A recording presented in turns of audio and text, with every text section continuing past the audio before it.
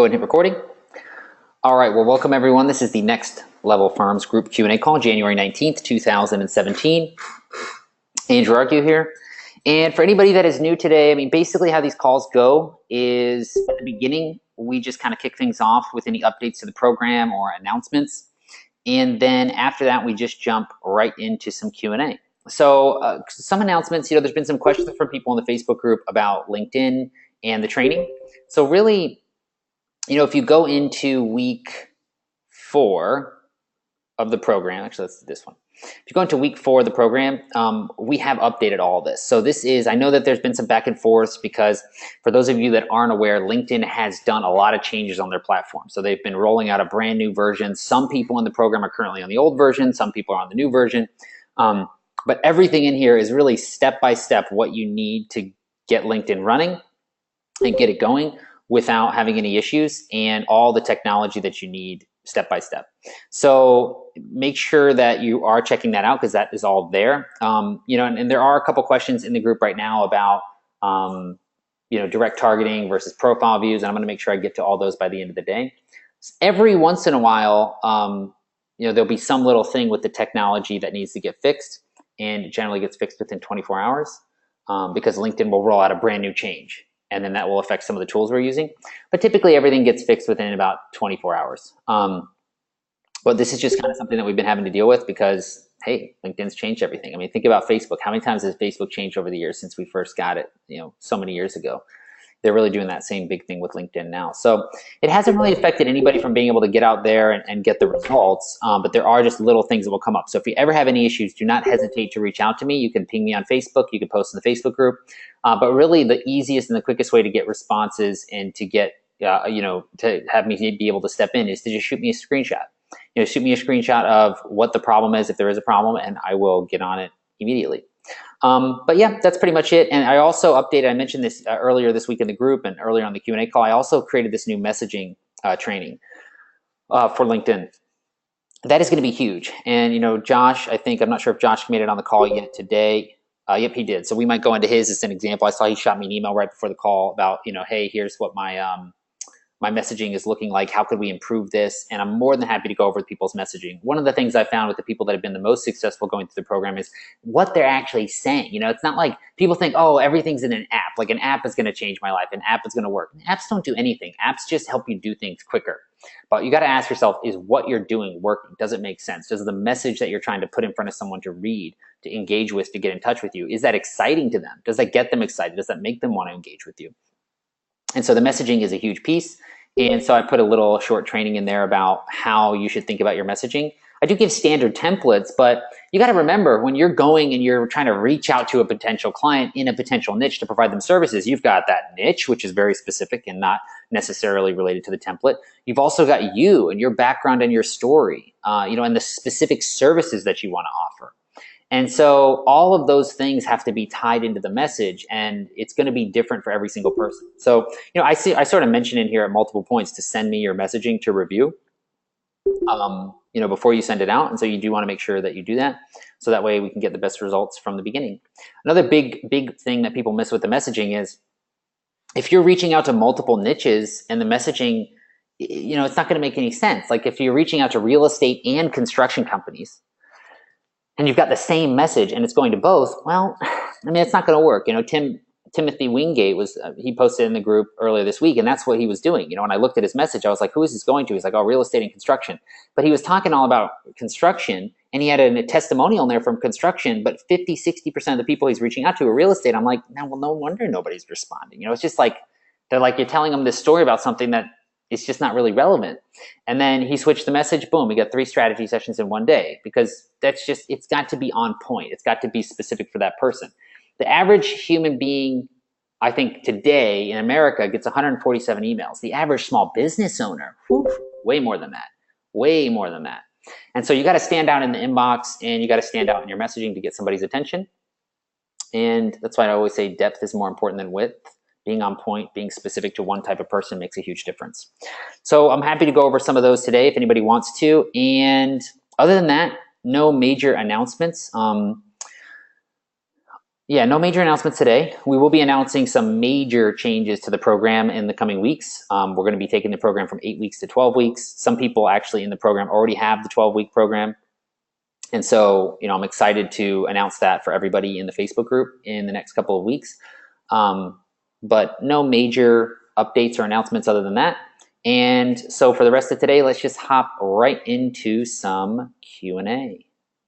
So who wants to get started? If anybody has any questions, just let me know in the chat and I'll get you unmuted, or I will go ahead and answer. All right, Shakira's got one in here. Okay, so let me show you, this is a great example here. So this is Shakira's LinkedIn follow-up message. So for those of you that haven't gone through this yet, here is, let's go through this. Boom, boom, boom. Bing, bing, bing. All right. So here is the part of the email that really is going to make the magic happen. So one, we got to ask, okay, what niche are we going after here? What niche? We want to have one niche, right? What niche are we going to be focused on? The second thing is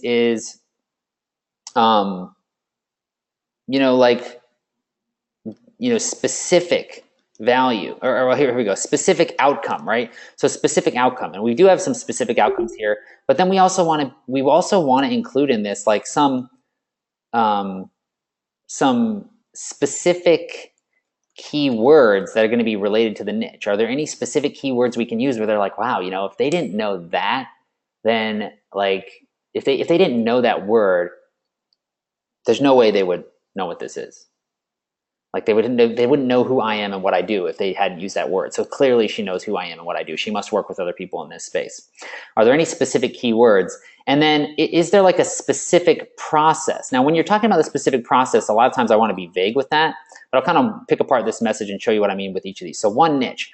So right here, one of the challenges I'm already seeing is that we're doing real estate and construction professionals, okay? Also, one good thing to mention here too is even better than professionals is CEOs, owners of construction companies, construction CEOs, because really the professionals, I don't care about the professionals. I want the owners, the business owners. So that's one good piece to potentially update. Now, one other thing I will say here too is real estate, right? When we're talking about real estate, are we talking about developers, property managers, investors, agents, brokers? There's like 6 niches just in here. So right now we've really got about 6 niches here. And construction is a niche, so I would say 6, 7 niches going on in this one email. And so now at the beginning, that doesn't seem like that big of a problem. Like, well, Andrew, that's not that big of a problem. Like, if it's related to those 2 people, maybe this will work. But where it gets to be a problem, you'll see is as we go on through the email. I'm gonna make sure everybody's on mute here. I'm getting some background noise. Let's see, it's like knocking people off one by one. Let's see if it was Jennifer Whittison. Let's see if it was Josh Hadlock. Nope, looks like it might have been Jordan Barwin. No, just teasing. Mute. Okay. Anyway, so we want to have one niche. So right now we've got definitely 2 niches, arguably 6 or 7 different niches that this could be related to so far in the email. Now, so we're talking about that. Now, the specific outcome, we did say that I helped them increase profitability by 10 to 30% and increase tax savings by 50 to 70,000 a year. So that is good. We do have a specific outcome, so that's good. We do have that. So we said, and there's a problem with it in a second, I'll tell you why. Increased, profits, and we used a percentage, which I think is good, and tax savings. Okay, so at least we've got that, but I'll show you how we can make it better. The niche, we've got, 2 to 6, let's say, at this point. The specific keywords, this is where I think we're lacking because there's no words in here. This is one of the areas that we're lacking. There's no words in here that are specifically related to real estate or construction. There's nothing other than those words. There's nothing about the process that shows we understand them specifically. So there's nothing that really connects with them and says, wow, this was clearly from me. And I'll kind of rewrite this in a second to give you an idea of how we can make some slight changes and make it work. So the specific keywords, we don't really have any at this point other than saying, hey, we work with this type of person that are there. And then a specific process that we mention in a vague way. This is where we don't have it. And this is really where the whole thing comes apart because we're basically saying there's 2 to 6 different niches that we want to reach out to. And we're telling them we can help them get somewhere. But it doesn't seem believable enough because there is no specific thing that we're mentioning that shows we understand who they are. So I'll show you how we can. Hey, Andrew. Oh, sorry. Yes, that caught me a little bit up. Sorry, I How's it look going? at the second and third paragraph. Oh, this. Oh, did you paste more into the chat here? Yeah, I did. Second and third paragraph. Got you. Okay. So I didn't see this piece here. So let's get this here. All right. So we've got more here. All right. We might have to take some of this and make this into 2 slides. So let's take this first slide. All right. Let's take this one here, up here. And what are we at here? 59. Take this one. How do we do this? Now we've got, okay. Okay, so good. Okay, so we got longer stuff here. Okay, so this is good. This is good to see. So, and if your accounting or tax pro has never hardly said to you, here's an idea I think will save you money, then you definitely would benefit from a planning call. Okay, so playful message, not opposed to those. Those can be good. Sure, there are many competent CPAs, but not too many realize real estate and construction industry, specific for your business, job costing, investor dealer capital. See, and this is good. This is good, but the challenge is that like there's a very big difference between someone who's doing who's a real estate agent or an investor or a developer or a broker or a property manager and a construction company. Like all of those are so different. And so we're kind of just throwing in a bunch of stuff for all of them. And we're not really being specific. We're not really being specific about the keywords that are just related to them, specific about the outcome that's just related to them, specific about the process that's just related to them. It's not specific enough to that person. And there's big outcome out here. And guess what? We can pretty much do anything that could potentially be done in the entire industry across these 6 different types of businesses to make this happen. So it's not terrible. Like this is actually a step up among just saying, hey, I do accounting and tax. This is definitely better. But what we want to do is be a little bit more specific. And so I might say something like this, like I'm a CPA who specializes in helping, let's say, construction CEOs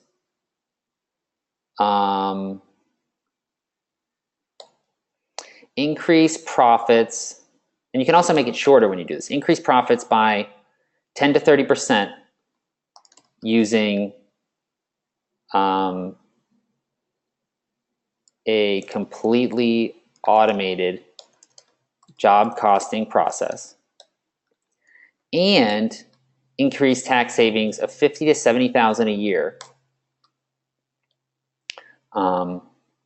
using Section 199 deductions. And then you can say there's that other sentence that even if you have an accountant you're happy with, and then there's another sentence in here that we sometimes put in, even if you have an accountant that you're happy with, I'm more than happy to review with you for an hour. And if you feel like the meeting isn't worth your time, I'll give you $100. You could say something like that, which is a really bold statement. But here's the thing. This is so much shorter. And you're like, Andrew, is that really going to be better? Now, I don't know if this is going to be better, right? We need to get better at the niche. We need to understand the clients better. But what did I do here? I went very specific. This is one specific type of person. I talked about the specific outcome, but I also talked about how. And I used some wording in here that was very, very specific to that niche. Now, job costing is not going to be relevant to a real estate agent. It's not going to be relevant probably to, a property manager. Most likely not. And so maybe you could argue in some situations, but most of the time it's not. It's going to be very specific to this type of person. And this Section 199 deduction, or whatever it is you want to say, I just kind of threw this in here, something that's specifically related to them, maybe something they've heard some chirps about. And you don't have to say this one specific thing, but this is what I was talking about before. Specific outcome, which I think we were good on, but some specific keywords that we want to add that are related to that niche and only that niche. And then we highlight a specific process. So we talk about a process here, we talk about some things here, and 2 other tax strategies most accountants are unaware of. And so whether or not this ends up being the absolute best message you could ever use or not, what I do know is that this right here, This right here will most of the time get better response rates than this because it's more specific to one type of person. It's talking about problems that they're actually facing. It's not about length. It's about being concise and on point. It's more important that we're on message than how long it is. And so even though this one is a lot longer and this one's a lot shorter, I'm much more on point. And this is much more specific to that person. And when we say too much, people feel like they know what we're going to say already. But when we don't say enough and we just say that, hey, we've got a process to make profits go up 10 to 30%, it's got something to do with job costing, and we can save 50 to 70,000 a year with that one thing I heard about, but then these two other things I might not know of. Boom. Like that is an example of getting much more specific. And so instead of this, we've cut this down to, one niche. We've got the specific outcomes, and we've got the keywords of job costing. Maybe we use the 199, and the specific process is the same thing. And that's not always going to be the same, but in this example it was. But Shakira, does that kind of make sense? I'm curious to hear what your thoughts are on. Yeah, it makes sense. I guess I'm still battling with making sure I pick that one niche because if I'm looking at construction and real estate, then I'm gonna have to figure out when I pull in my connections how to separate those, so I send them to different messages. And I don't want to have to go through every single profile, to figure out who's construction versus real estate. I think I can hear you sometimes, but I think you're getting a little bit away from the mic a little bit. Oh, okay. Can you hear me better? Yes, I can hear you now. Okay. So I'm saying, since I'm going to be using two different messages, it just means when I pull in my connections, I have to be able to separate contract or construction workers or construction owners from the real estate investors, Yeah, So, you always kind of have to do that because you want to take out friends and connections as well. You always want to sort that manually. But what I will say too is I also recommend people stick to one first because, how do you create this? You might say, Andrew, I might just be getting started. I might not know these people well enough. Well, the way that you create this is one, using any accumulated knowledge and experience you have. But really the number one place you make this better and better is in the strategy sessions that you perform and in the clients that you work with. Because their voices, their words that they use, their problems that they're having are what we use to make this. And so the more you can do in one space, the better you're going to get this message and the better you're going to be, not just in this message, but also on the strategy session. So even though you want to do more than one niche, totally think you can. But I do think that, and generally what I recommend is focusing on one first, getting momentum in one, getting consistent appointments in one, getting consistent and better messaging in one, and then as you've figured out that, then going into another one if you really, really want to. But you totally can do both, and I would just sort them and send them separately. But it'll just take you twice as long than if you were doing, like if you did 15 strategy sessions in construction and 15 strategy sessions in real estate, like it's just, we're not quite getting into either one as deep as we could be if we just nailed one, if that makes sense. yeah, it makes sense. Okay, I'm definitely going to consider that, and that's what I'm going to work on this weekend is just to figure that out after like 4 weeks of doing a bunch of strategy calls. Then once I have that unlocked, if I feel like I need to move on to something else, then move on. But I really need to just stick to one for now, so I could at least know their verbiage and lingo and be able to speak to them a little better. Exactly. And you, it's like every time you talk to them in the beginning, you're using that as like fuel to make this better. And this is really just the beginning. Then the actual strategies. I mean, this is a very short message. Someone reads this in a few seconds. It's just supposed to catch their attention and get them to agree to a call. But, once they get on the call, I mean, that's like 30, 45 minutes of talking, right? So that's where we really have to become even better at knowing them and who their situation is. But yeah, the focus is huge. And I think this is the biggest problem I have is people just feel like they need to go into multiple, and it just waters the message down a lot. And the people they don't really know if it's for them or not. Because like real estate, and by the way, I wouldn't bold any of this in the messages. I just did that to illustrate this to you all. But they don't really know who it's for. Is it for the owners or not? Is it for the accounting department? It gets this, but how? Like, is it all of these things, or is it one of these things? Some of these things, they're like a real estate broker is on here like, okay, this has nothing to do with me. okay, this has nothing to do. Like, what is this even about? You know? And they're excluding themselves from it because they feel like, oh, this isn't for me. That would be my guess. The people that you have done strategy sessions with, Shakira, which ones have been responding better industry-wise, construction or real estate? Like which ones have you gotten more responses from? I actually just switched to adding construction this Tuesday, this week. So, but in terms of the ones I've had so far, real estate investors are more, they're the ones I've been getting more response from in terms of at least getting strategy calls. And but the only thing, like I told you, is some of them just have one property, and they call themselves. They are, but there's no. Hey, I can't hear you there. You broke up a little bit. Oh, sorry. I said I've been getting more strategy sessions with investors, but it's just not it's just still people. What do you call, you have a word you call people who are still struggling? Struggle bunnies. Struggle bunnies. Yeah, I'm still dealing with struggle bunnies here, trying to move it up, So that's where I'm at right now. Yeah. Investors. And the better and better that we get at this, the more and more it's going to weed out the struggle bunnies because they're gonna realize this is specifically for somebody and it's not for everyone. This is for everyone. This is for someone. Gotcha.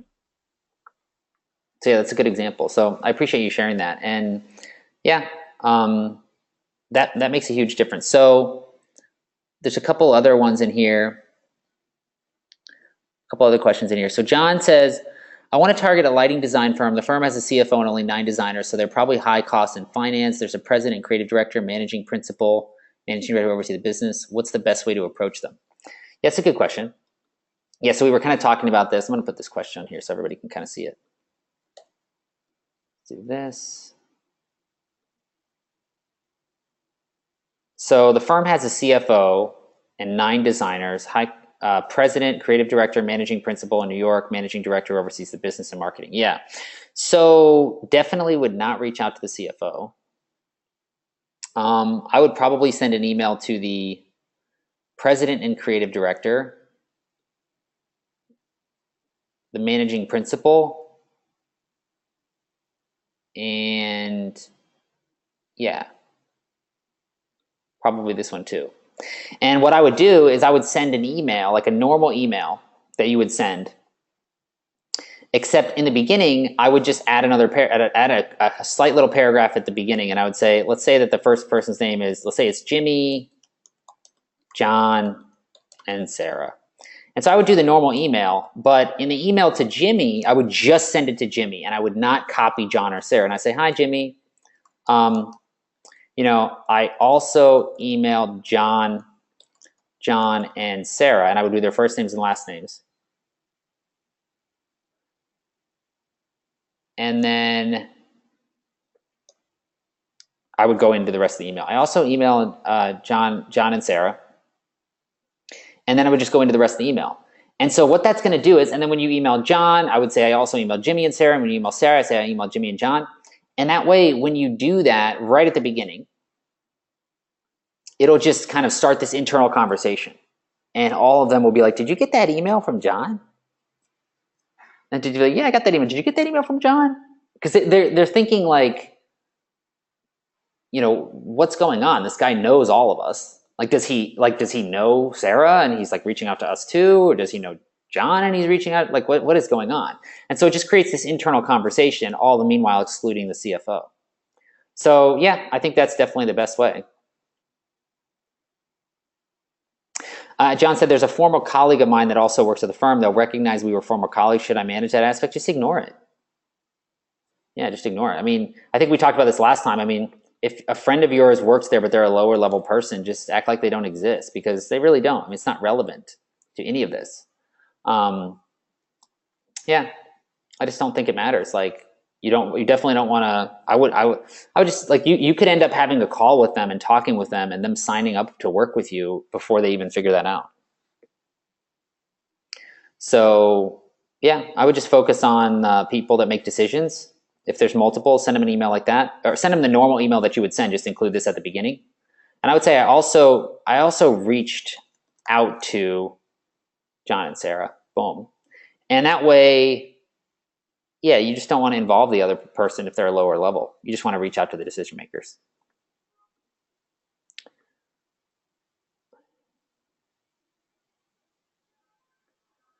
All right, so Josh is saying he wants me to go over his message. Yes, he did send me an email on this, so let's take a look. Okay. Okay.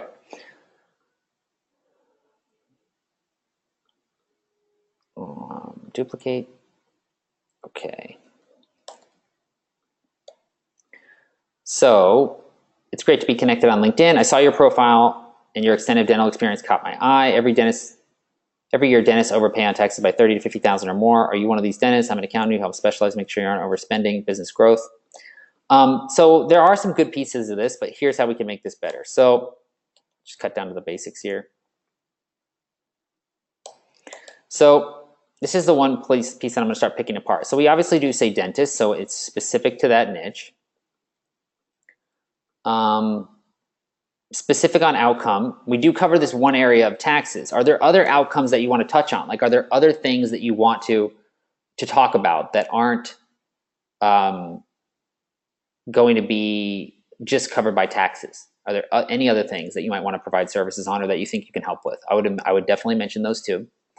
And then specific keywords. I think this is where we fall short because like we want to give some indication of how we're going to help them and make it specific to them. Like right now it's just like outcome, but no specificity on process.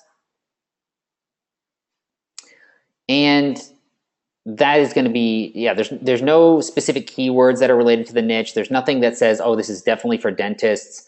That you don't mention anything that they are specifically experiencing in regards to the operations of their business or the financials of their business that is going to help them. And so they even though they might see, oh, this guy focuses on dentists and he can help me save, it's like there's no depth to it. And now when we're first getting started, it can be tough because we want to get more and more experience. We want to work with more and more clients. And so it's not perfect. But I know you've talked to a couple of dentists, and I know I believe you've worked with dentists in the past before. You've also done a lot of research on them. I mean, what other areas would we be able to put in here that we'd be able to help with? So what I would try to do here is add more areas of outcome, and then I would add more specific words and processes to get there. So what are the things that we could be helping with? And with dentists, I mean,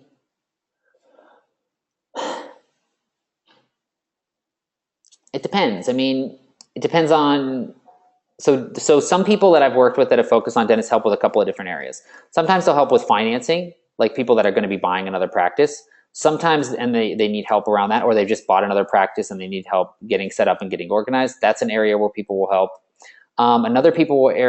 Another area where people will help is just tax planning. Like a lot of these guys, they make a lot, but they've never gone through a tax planning process to make sure that they have an intentional plan to retire with a significant amount of money, that they've got the right legal entity to pay the minimum in taxes, that they've got their salary set up correctly and they're taking out payroll versus just taking distributions. That happens a lot.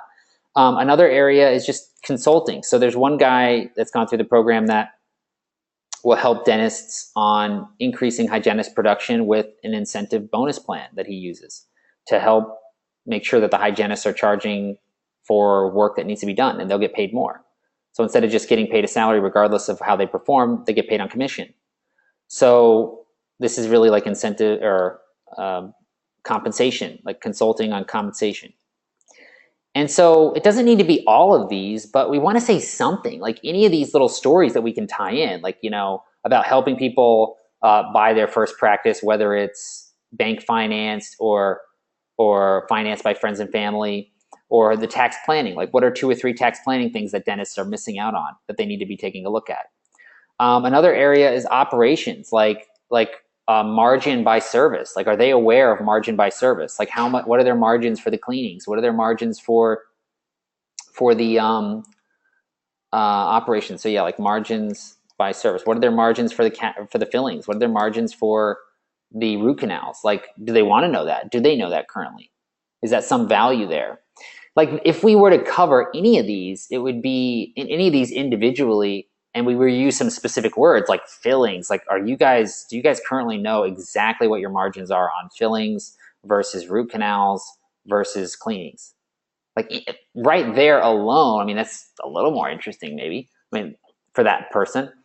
And yeah, so that's the kind of level of specificity, because what we do here is like sometimes we use these words like this. I'm an accountant who specializes in helping make sure you aren't overspending on taxes so you can spend the money which leads to your business growth and more wealth in your pocket. Vague, too vague. What we're just saying there is we can help make you more money and save on taxes, but like how? Like, and you don't want to give away the farm, right? You don't want to say everything, but you want to say something that shows you kind of understand and you're kind of with it. Because everyone's trying to help people, but they're just not specific enough with how.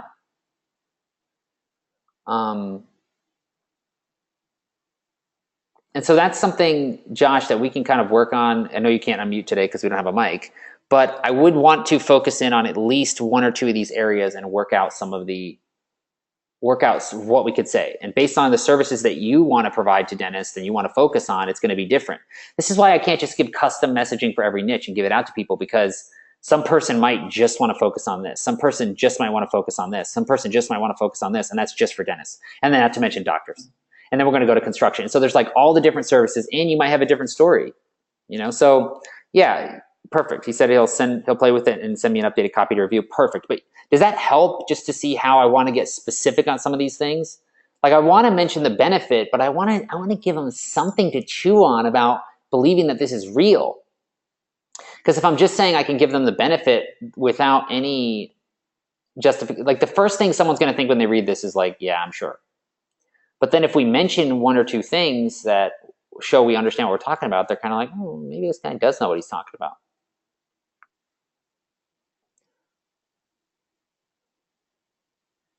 All right.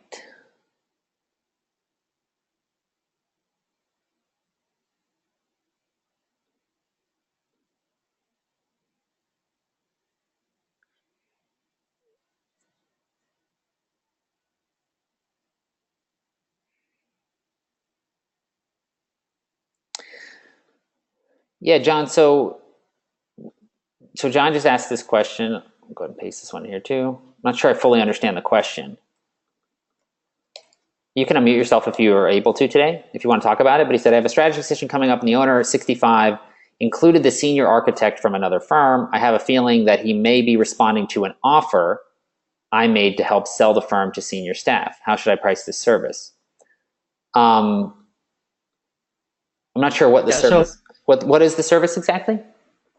So in the pitch, I suggested that well, I mentioned that I had helped to sell an architecture firm to a senior staff and ease the transition for the retirement of the owner.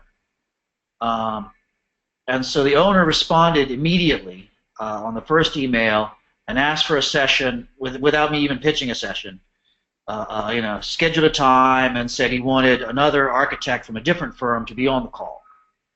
So I'm not sure, but I'm trying to anticipate that he may be interested he's 65 and he may be interested in retiring, and he may be looking at trying to have some option other than just selling it to, Canon or someone like that. So this would, instead of being, this is really transaction support. And I don't, I'm not sure that it really ends up being on an ongoing monthly basis, but it would really be structuring a share offering to select senior staff, probably some help communicate on the communication plan with the senior staff, depending on what his lead, certainly would need to work with the attorneys to structure the documentation and stuff like that. Have you talked to them yet, or is this going to be the first time? This would be the first time. So I'm not sure that that's what they're looking for, but I just want to be ready because I have a feeling that it feels like that's where that's maybe headed. Yeah, so the way I would think about it is, the way I would kind of start to do this is I would think about it big picture and then start to drill down on all the details. So big picture, let's say this is true. The guy doesn't want to sell the practice, which might not be the case, but let's just assume that is. We'll run with it. I'm thinking, okay, how big is his practice and how is this thing going to be sold? So let's say the practice is doing $1.5 million a year and he's going to sell it to this other firm. it's kind of weird that he would have both of you guys on the phone, but let's just say that that's the case. I'm thinking, okay, how much is this guy going to make on it? What is the current structure that he's in right now? Like, does he own the business just himself? Is there a bunch of other people involved? How up to date are we on all of the accounting? How is this transaction going to be done? Is this going to be debt, financed, or is this going to be owner financed, or is this going to be something where there's a cash deal, or all these questions I'm coming up and I'm just diagnosing. And then even at that point, even after all of this, I want to figure out if this is the buyer and the seller, what is the structure of the transaction? Get that nailed down. So I know the size of the business. I know the structure of the transaction, most likely. We're not 100% sure. I also want to see if they have an attorney or if they need one to be recommended.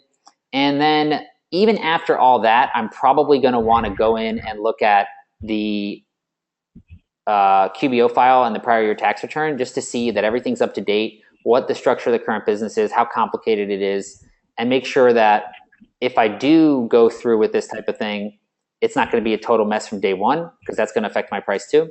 And I would also try to figure out timeline. And so really, I wouldn't pitch these people. Like if it's something like this where it's going to be custom, one time, I mean, it'd be very easy to do 10 or 15,000 or more for this type of a deal. Easy. But I don't want to pitch it on the first call without more information. Definitely not. And so if they're serious and they're comfortable and they want to seriously consider you as working with them to do the accounting for the transaction and get all of this company passed from the old person to the new person, and like financially and legally, bank accounts, accounting perspective, and merge everything into the new company, or maybe this guy's starting a brand new business, then yeah, that you could definitely do that if that's something that you want to do. But I wouldn't price it on the first call until you got more information, and I would just use it as a discovery call. It's too complicated to be able to be like, oh yeah, it's going to be 10 grand. I mean, we have to look at some stuff, and we have to figure out exactly what the game plan is going to be for them, in what time period, and how long you'll be involved, and what the outcomes are supposed to be. And I would really just try to get all the basic information first.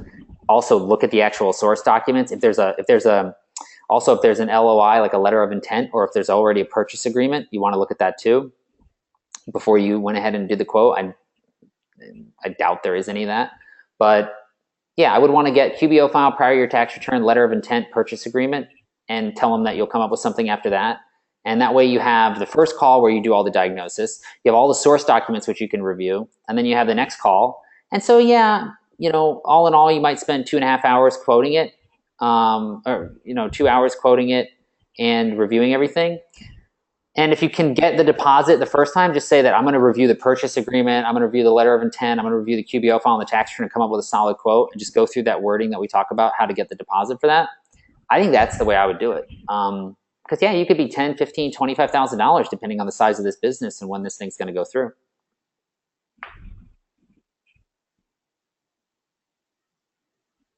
So they when they emailed me, they mentioned, I mean, I'm in New York. I'm not sure they're aware of that. They mentioned they wanted to have a call and then we meet in person. I mean, do you think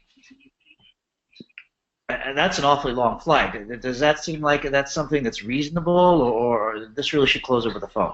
Where are they located, you said? In Los Angeles. Oh yeah, definitely close it over the phone. I mean, if they want you to fly out there, automatically those prices can be even more. I mean, oh my gosh.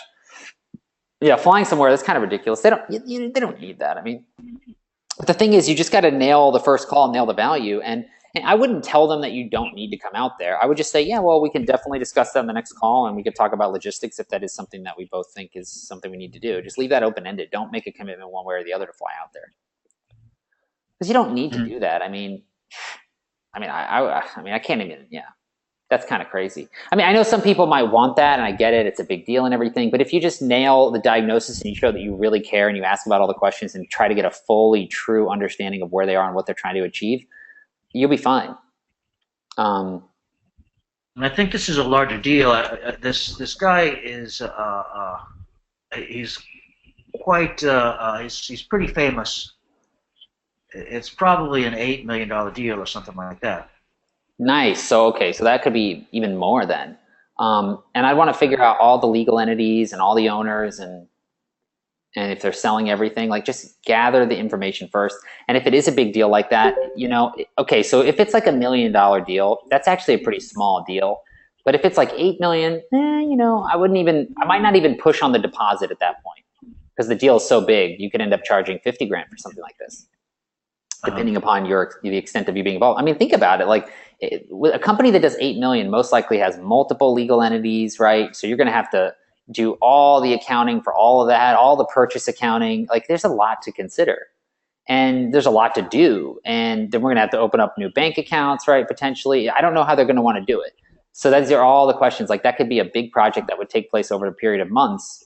And also, are you going to be doing the tax work for the old practice and the new practice? Because there's some very specific tax documentation that needs to be created around purchase transactions. And so there's like these forms, I don't remember what it is, like form 5553 or whatever it is. And so you got to make sure that stuff's all filled out and they got to be consistent on both sides. Otherwise they're going to get flagged for audit, which with these kind of things happen, that's the last thing you want. So yeah, I mean, there's a lot of things to consider.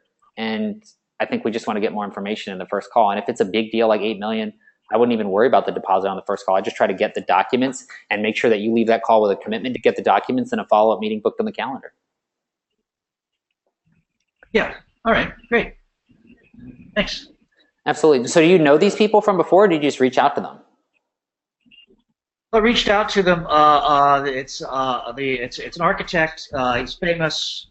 He was a founder of one of these sort of big name firms. He's one of the founders of a school, of an architecture school.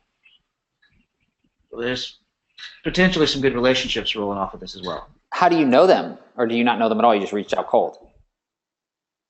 Direct outreach. Cool. Perfect. See, I was just talking to somebody else about this last week. They're like, oh, well, we should start with the lower level people in the industry. I'm like, no, just go straight to the top. Because if your niche is architects, right? If you can be like, yeah, I did the deal for this famous guy, that's an awesome story. Yeah. So yeah, good. Yeah, whenever you're doing direct, that's the purpose of the direct outreach, is just go straight to the top of the market. So yeah, great work, and let me know how it goes. Will do. All right, Timothy, is Tim still on the call? Let's see. Yeah. Oh, hey man, how's it going? Oh, you're the caller. Okay, cool. Hey, good. Yeah, I had to switch over because my phone was going in and out. But yeah, so I had a call scheduled, strategy session scheduled, and the person didn't show up, or I should say didn't answer the call, and then they texted me back saying that they would call back later. They didn't call back. Is that somebody I should even entertain, or is it somebody I should just move on? Yeah, it's a good question. Yeah, I mean,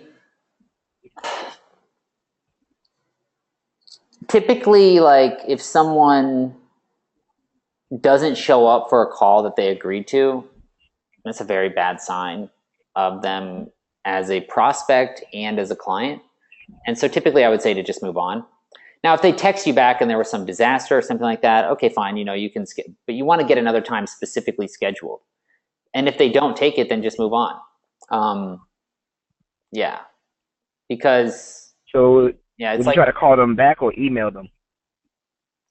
so you exchanged emails with them and you booked a time right on the calendar and they accepted the meeting? Yeah.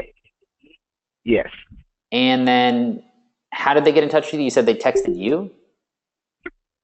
They sent me their they text my phone. I guess they just assumed that I called from a cell phone. So when I tried to call them at the scheduled time, they responded back with a text saying that they will call right back. And this is the real estate industry, so it was a real estate agent. Gotcha. And then they replied and then they never called you back. Right. Yeah, just move on. I mean, one of the things I'll do, let me see if I can find this. Let me see if I can find this for you guys. Give me 1 second. There's one thing that you can do too, which is kind of fun. Like whenever people jerk you around, this is a good one to do. Give me 1 second. I'll show my screen again here in a minute. Oh, I won't be able to see it because I'm on the phone call. Okay. It's okay. No worries. Yeah, I'll show it to everybody else. Let's see here. So here's an example of an email that I sent to somebody recently. And so it's like basically the subject line on the email address is retract offer. And it's like, hi, Sarah. And I would change the wording on this a little bit. I say, I know we agreed to a meeting earlier today at 2 p.m.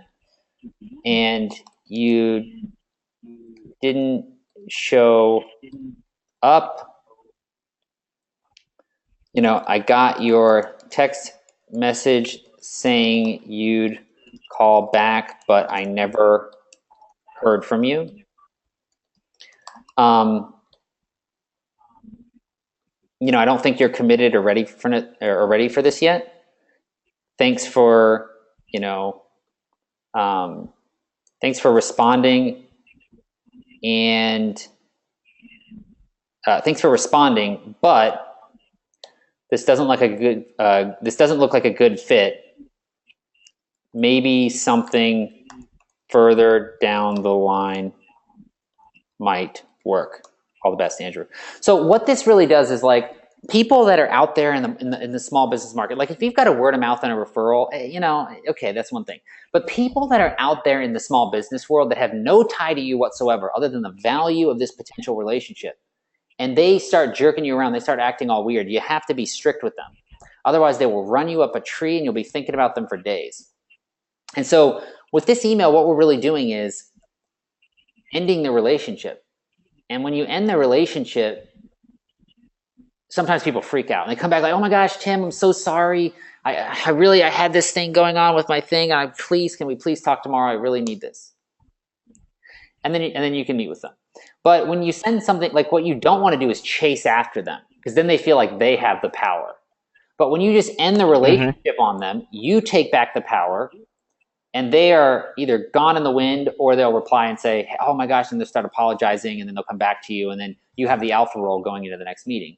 So yeah, you don't, last thing you want to do is chase after them. You don't want to do that. And so I would just send them an email kind of like this one, and you can see it on the video if you're on the call right now. But yeah, it just basically says, hi, the subject line is retract offer. Hi, Sarah, I know we agreed to a meeting at 2 p.m. and you didn't show up. I got your text message saying you called back, but I never heard from you. I don't think you're committed or ready enough for this yet. Thanks for responding, but this doesn't look like a good fit. Maybe something further down the line might work. All the best, Andrew. And you might think, oh, Andrew, that's so rude. That's so mean. Well, I mean, is it? I mean, this person agreed to a time, which we blocked out on our calendar, and they accepted. And then they've now basically lied to us twice and tried to lead us on and taken up valuable time and attention that we could be putting towards other things. I mean, who do you really think is the bad guy here?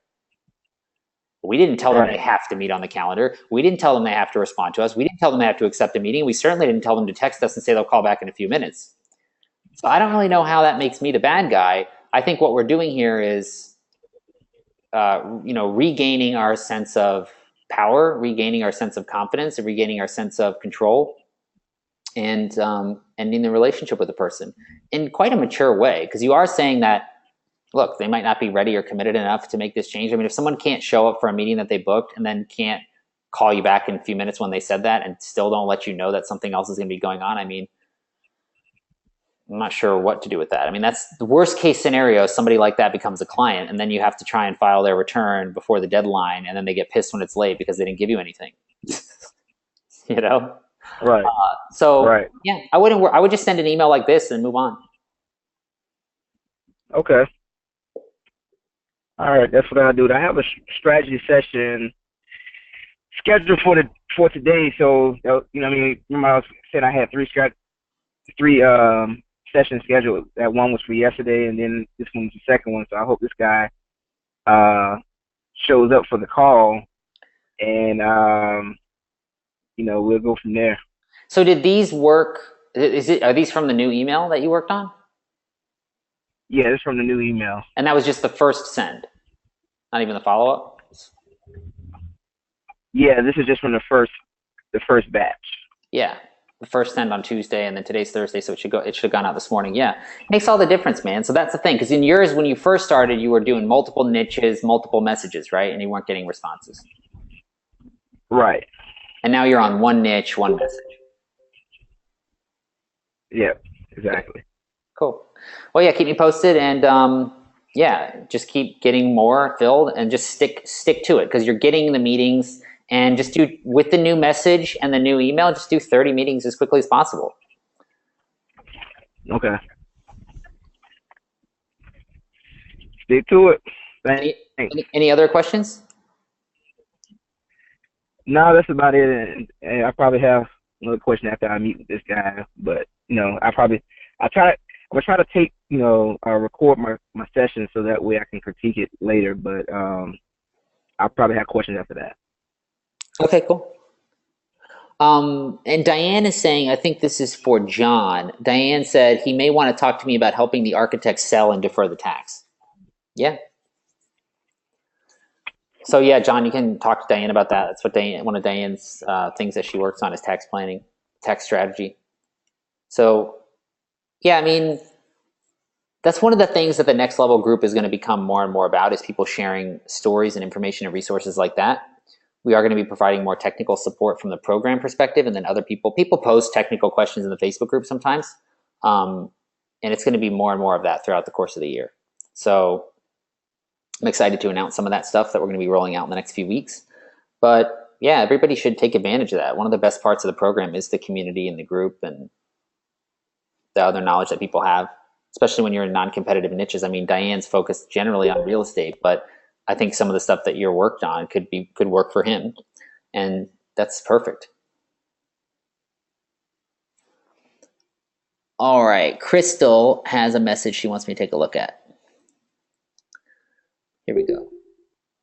Duplicate. Okay. Let's see here. All right. So I happen to stumble across your profile and notice your extensive across your profile, and your extensive marketing and advertising work caught my eye. I'm an accountant focused on building 100 annual profit by increasing profit margin by simply tracking realization by client. It's amazing how many agency owners don't know their most profitable client is actually losing money once you include all expenses and employee time. Yeah, I mean, this is pretty good. So we've got the niche, right? We've obviously got the niche. Let's see, but where is this? Let's do this a little bit, close it down. Boom, boom. So we've got one niche. We've got a specific outcome, which is on the accounting side, one specific outcome, but we've got two metrics. Increasing profits by, and see, here's the thing too, though. One mistake here I would say is that, so if you're talking about an agency that you can help them get an extra 50 to 100,000 in annual profit by getting profit margins to 40%, well, what you're really saying there is, if you can help somebody increase, this is where this one might not make as much sense, and we might want to rethink these numbers, because let's say an agency is doing 300 grand a year profit, and you help them go to 400 grand a year profit. That means that you've increased the profits by 100,000, and now profit margins are 40% if their sales are $1 million. But what you're really saying here with this kind of messaging is that you really only want to work with companies that are really in that maybe 500,000 to $1 million range. Which I think the larger the companies are, the more benefit they're going to get from something like this. So I would say, 50 to 500K. I mean, why? Because 500K, like if you're working with a company that, it could even be more. It could even be more than that. Because if you're working with an agency that's doing $4 million a year, and they're doing $4 million a year, 40% margin, that's 1.6 million. And so if they're doing 1.1 right now, and you want to help them get to 1.6 by starting to track realization by client, reorganizing resources, going back to clients, charging additional, getting rid of bad clients, expanding better ones, selling deals differently. Like, it's got to be big, because otherwise with that message, because you see with us, we don't understand them as well as they understand themselves. So somebody that's doing 5 million a year in sales or 3 million a year in sales, they're going to see that and they're going to be like, yeah, well, I'm doing 1.1. So if I were to increase to 1.2 and she said she could only get me between 50 and 100, well, that's not really that exciting. And also, if you can only get them 50 to 100, max you're going to be able to charge on your services is like 1,000 or 1,500 a month, let's say. well, for the 50, I guess, because you want it to be at least 3-to-1 value. 1,500 a month is 18 grand a year. Yeah. So 1,500 or 2,000 a month. If you go even higher, it could be higher. So that's the one piece that when I read that, I would think, they might be turned off by that because it just doesn't make sense. If you can get margins to 40%, they should be able to make more than 50 to 100 if they're of a good size, and you want to focus on the ones that are a good size. So that's the other thing too, is like, if your message doesn't make sense, they're going to know that immediately because they are on the inside of their business. So that's one piece that I would consider looking at. So specific words. This is really as specific as we're getting. Tracking realization. I would say also some of them might not know what realization is. They might not. You could also say tracking profit and loss by client. You could also do it like profit and loss, realization. Also, is there any other specific words we can use that would be like so specific to marketing? I'm trying to think like,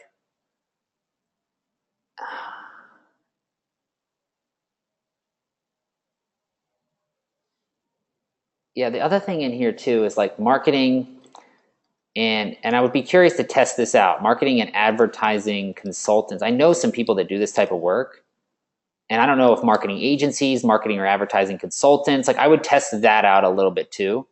And where I would do too is when you're researching them on LinkedIn, then I would really look at how they're defining themselves. And is it marketing and advertising industry? Is it marketing consultants, marketing agencies, advertising agencies? Like, because that's going to make a big difference, because there is a difference between like branding and like hardcore paid advertising, right? That's a big difference, and they like don't like each other. So I would consider making sure that you're dialed in on who you're actually connecting with and who you're reaching out to, and that you actually are saying the words that they would use to describe themselves. I'm not even positive about who it would be. It's going to depend on who you're reaching out to, honestly. So look into that. Here's the second piece I would update. And then this piece here, John is saying return on marketing investment. Yeah. The problem with that is that is definitely something, but that's a little bit different than what she's talking about here, because she's talking about helping them see profitability by client. And that's different than necessarily how much they're spending on marketing and how much they're getting for that. That is a value proposition that they might be interested in for themselves or for their clients. But for what she's talking about here, the service that she's talking about here,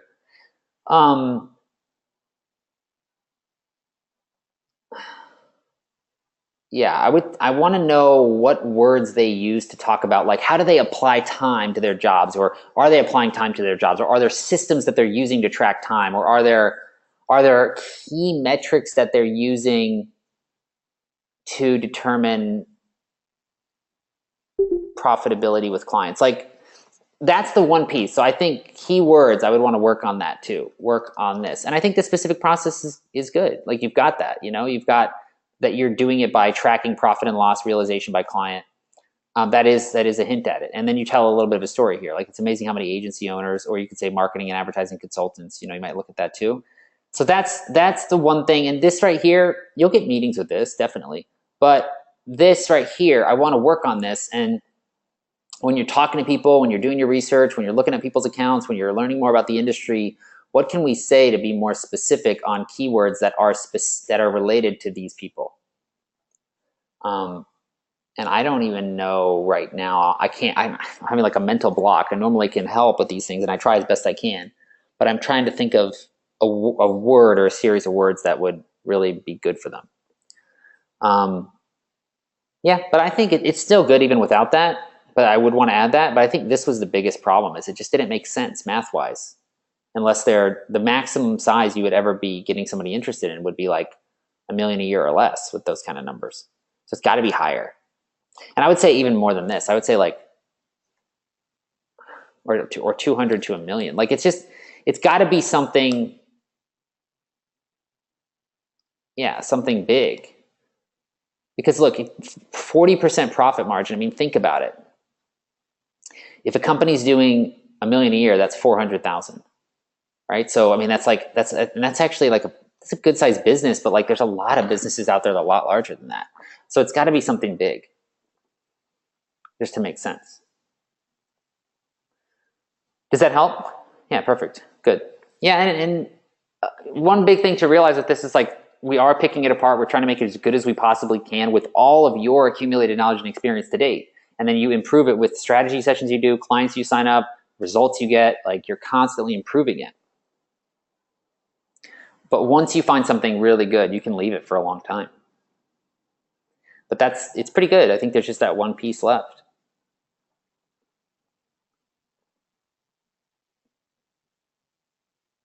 All right, who else has questions for today? So we're about an hour in. If anybody else has questions, just let me know in the chat.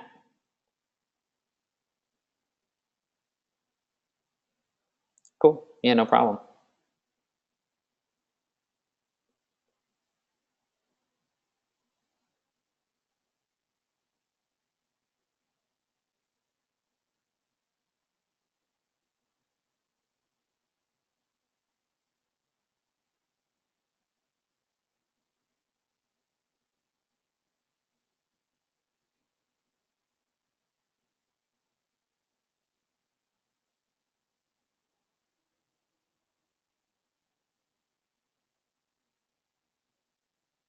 Yeah, Josh says if there's, he's thinking of adding a second niche with real estate. How would you recommend doing 2 niches on LinkedIn? I mean, I really don't recommend it.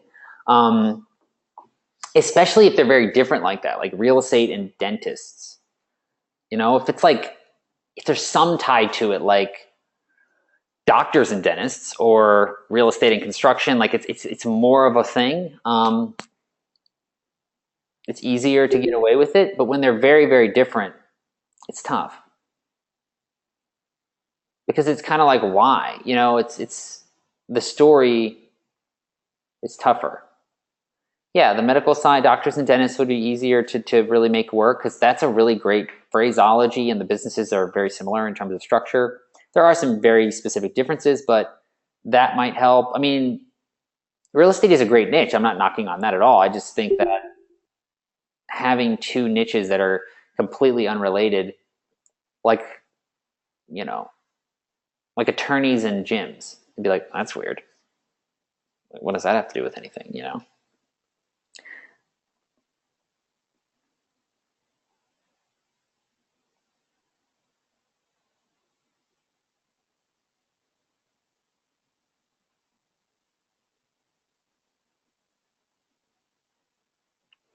John says, I had a friend referral who was just starting out, pitched the training program, but he demurred and never even asked about the price. He wanted me to do his 2016 taxes, but his current guy's doing it for $500. He only has $70K in income so far, but should quadruple that this year. What's his legal entity? Is he on Schedule C? Sole proprietor, hey. So right now, he should quadruple that this year. So he should go from 70 to 280. Well, if you get him set up as an LLC, filing as an S Corp, he should save thousands and thousands of dollars. You should do the calculation. You should go back to him and say, look, I know your guy's charging you $500, but if you were to stick with the current guy going into next year, you'd probably lose, $20,000, something like that, depending on exactly where he ends up. So you want to do this specific calculation on if he 4X his profits, how much he's going to pay in self-employment tax that he doesn't need to pay. And then you should go back and tell him that. And then all of a sudden, I mean, if you can show him that, look, with your current provider, you're paying $500, but really you're paying $20,500 in the next year unless you work with me and we start to do a full-on tax plan. And I wouldn't tell him exactly the thing about, that's just one thing. There's a couple things from a tax planning perspective.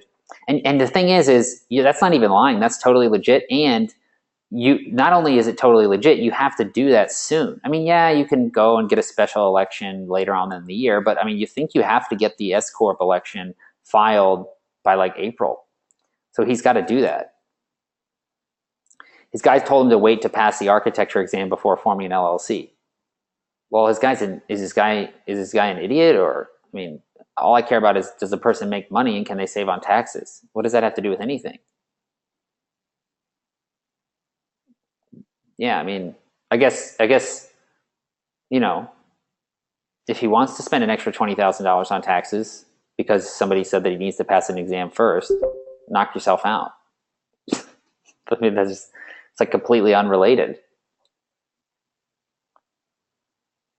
Now, I would agree. Look, if he's not going to 4x and he's just going to be doing 70, I mean, even there, they might even save a little bit. But like, it's not going to be that big of a deal, right? But 280 in profit, is it profit or sales?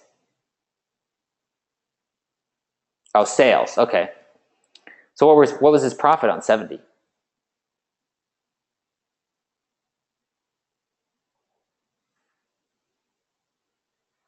Neither he nor I know. Nice. I mean, it probably was pretty high. I mean, I don't know what this guy would be spending a lot of money on, but 280. So he'd probably do. Hopefully, he'd do 200. Um, when you're just small like that, you can do that if you're smart. So easily, and so yeah, that still would make a lot of sense. So let's say he profits 150 to 200. Do the calculation on an S corp and go back to him and say, look, I know somebody said you don't need to do this until you pass the exam, but right now you're literally set up to where if you do 150,000 in profit this year, you're going to pay X amount in taxes more than what you're supposed to. And if he believes you, then it's a no-brainer. That's how somebody that's just getting started out, it's a terrible monthly recurring client. You were right to pitch the training. The problem is you didn't specifically go in and display the value of working with you in that type of an arrangement. And the value in working with you is he might save $15,000 to $20,000. We want to be specific. You want to say like, looks like it's about $15,750. How much should I charge for that? That's a good question. I mean, I think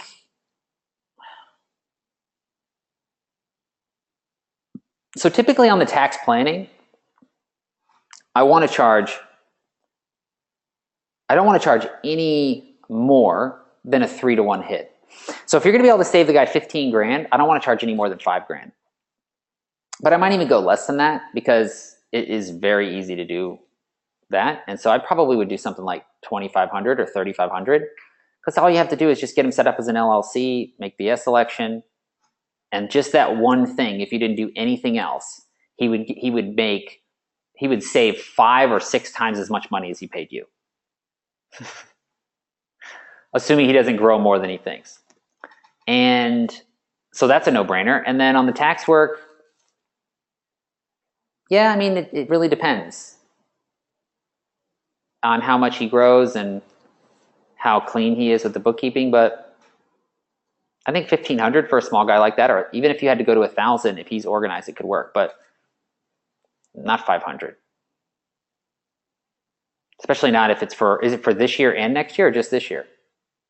So once you do the taxes, I mean, let the guy do it for 500 this year. Who even cares? Just get the tax planning and then, do the ongoing tax work next year. That could be fine. Because this year he probably doesn't have enough. And I don't know if you can really do an S election now. It's January 19th. Actually, I think some people do that actually. So you could even get it. But for last year, it's not going to make that big of a difference. Really where it's going to make a big difference is this year.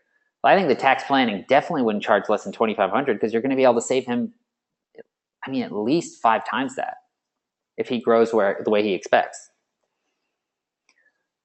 And don't tell him that he can do a late election. Just say he has to do this in Q1, basically. He has to file it by the deadline. Which is true. Because those late elections don't always get approved. They basically always get approved. But but they might not. So I would say, yeah, 2,500, 3,500 for the tax planning. Then the return is separate.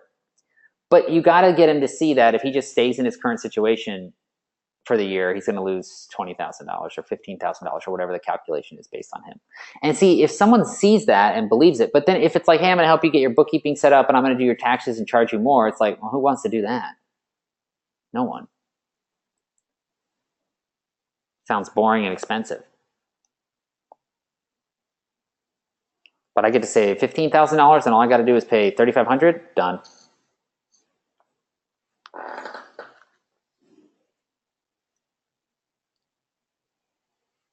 Good question. Anybody else have any questions? Just let me know in the chat. We've got Tanya, Sonia, Rosalind, Raquel, Lauren, Josh, Jordan, Jonathan, John, Jennifer, Eric, Ellie, Diane, Crystal, Carolyn, Brian, Brendan, Angel.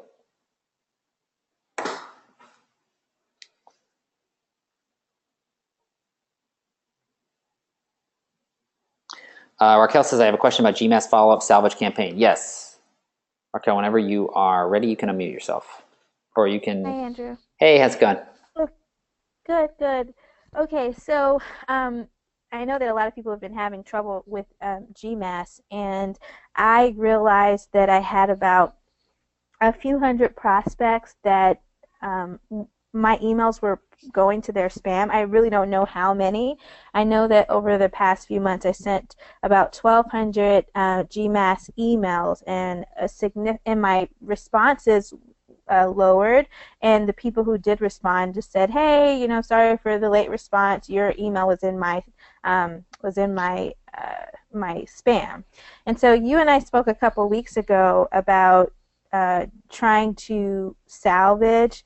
Oh yeah, I sent you an email. Trying to salvage those prospects by maybe sending an "I'm sorry" campaign and giving a free resource. I just wanted to get some ideas on how to set that up. And I know that I probably shouldn't spend a lot of time with it just because a number of those people probably weren't going to respond anyway, but I just wanted to take a hit at it before I cleared all of those prospects. Yeah. So what two things are, yeah, we stopped using GMAS in the program probably about a month ago. It's not even in the materials anymore. We only use Woodpecker. So that's the first thing. Now the second thing is, yeah, I mean, what were the open rates on the emails? Do you know? Well, when we hit that sweet spot with my messaging, my open rates started to go up. So we were in the testing phase. I think that I was getting close. I don't remember. Was it the target 20%? Yeah, it really depends. But if I think I was close to 20%, 10. you were what? I think I was close to 10 because I know that I was building up to get close to the targets. 10% open rate or a 10% response rate? Oh, I think it was the response rate. So the open rate could have been 20%. Yeah, because in Gmail, what you see, the reason why I asked that is because, yeah, I mean, no matter what you do, anything you use, someone is going to have things go to spam. It's the weirdest things go to spam sometimes. So if somebody responds and says that, it doesn't mean anything. If your emails are getting a 20% or 30% open rate, most of your emails are not going to spam, right? And that's, I think, what's going on here is there's just one or two people that, it happens. It's just the way it is. I get people that come to the program, work with me, and then they send me an email. I'm like, what the heck's going on? It's in spam. I'm like, why? So it's just weird stuff like that. So but that's why you got to look at the open rate because you know that there's no real problem. And I don't think there is a problem in your situation. But yeah, basically what I would do is just get those people and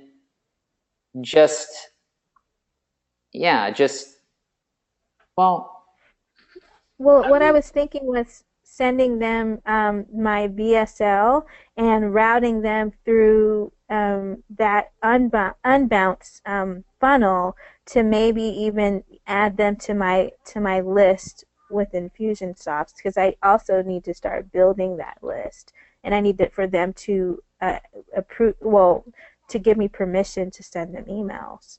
So that's kind of what I was thinking at minimum. Yeah, there's one email, and I'll send you a couple because I saw your email come through when I was on the phone. There's one email that I write that it's a really, really powerful email, and it says, "I apologize." And that's a really good one. And this is really poorly formatted because this is how it happens sometimes when they respond. But I'm going to forward this one to you, and then thanks. but I'll also forward a bunch of others to you. I'm glad you sent me that email. Okay. And so, but that I apologize one, basically what that one says is, hey, I apologize. And then it goes through like, it's my duty to let you know how I can help you. And I failed in that regard. And so boom, boom, boom, bing, bing, bing, you say a bunch of other things. And basically they open the email because it says, I apologize. And then it gives them a bunch of reasons to sign up with you and then just link them to your video sales letter. I love it. That's exactly what I need. Okay. I think I'm good. I won't put a lot of energy in it, but I felt like it was worth at least trying. Should I do the follow-up the same way that I have the quick question follow-up? Yeah. Yeah. I generally, when I do emails like that, I don't even send follow-ups. I just send that out. And then that makes sense. I just send that out once and then I'm done with it. Yeah, because you already did the Okay. follow-up thing on them, and even though it was before without the best messaging, so I would just do the one apologize and see how that goes.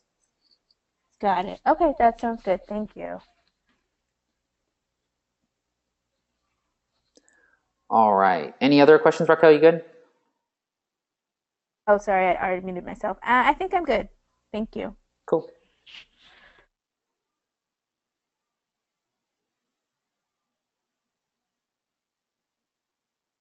All right. Who else has questions for today?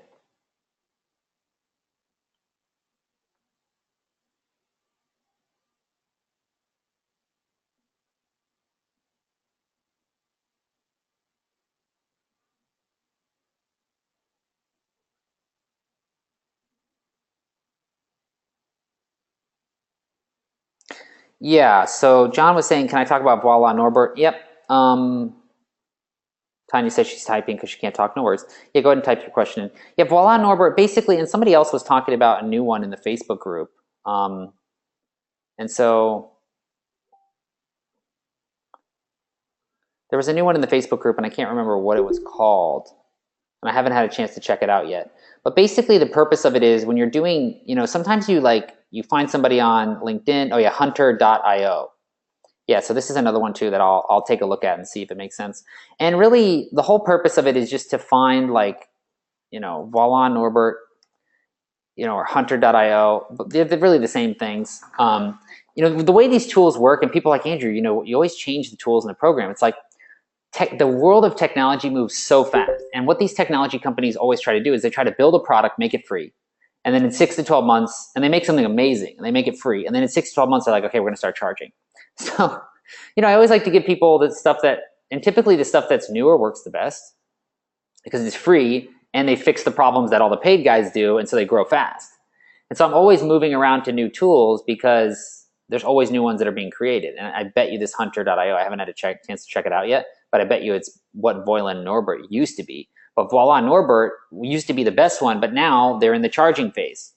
And so, they give you 50 leads for free or whatever, but I bet you this one's better and why people are posting about it. But basically what it is, look, I like to use LinkedIn because LinkedIn, there's people are always like, oh, I want to get a list. Like, how do I get a list of people? Back in the day, in the 80s and the 90s, there were all these companies out there that used to help people grow their accounting practices by getting a new business listing and just ripping that down and cold calling the crap out of it. And, that was great for low end, local new businesses that pay very little. And over time, those businesses grew and a lot of people made a lot of money doing that. But how do you get a list of businesses? LinkedIn is really the best way. But sometimes of a company that you want to get in touch with, but they're not on LinkedIn, or you tried to connect with them on LinkedIn, but they didn't connect, and so you don't have their email. So you want to come over here and try to get their email. And yeah, you basically give it a shot. So, let's try mine. Let's see if this one works for mine. AndrewArgue.com. Yep, you see, boom, it's got all these people. So this is hello, support, Andrew, that's obviously mine. And so, it's got, on the site, it's scanned my site and looked for it. So let's see, I'm sure it's got, oh yeah, Jill. So it's got a bunch of different options here of trying to find the email. And then you can just take that person's email and go in. I'm wondering, I'm not even sure how this works. I'm sure you have to sign in. Yeah, it looks like you have to sign in to get that actual email. So that is really the purpose of these two tools. And Voila Norbert is the same thing. It shows you here how to put in their domain and the person's name to try and figure out what their email address is. So you can just directly reach out to them, even if you're not connected with them on LinkedIn. And I do recommend that. I mean, the other way to do it is to just go straight into Google. So if you just go straight into Google and you put email, Andrew, and then you do argue, and then you do at andrewargue.com, boom, right? Is it going to be able to come up with it somewhere in the beginning? Is it going to be able to come up with anywhere in the beginning? You're looking, and you're trying to find can you find it somewhere? And you're not always going to be able to find it, especially for smaller businesses, but for larger businesses, they're on there. And so, yeah, you want to kind of do that too. That's another way to do it. But all those are just ways to find the person's email so you can directly reach out if you can't connect with them on LinkedIn for some reason.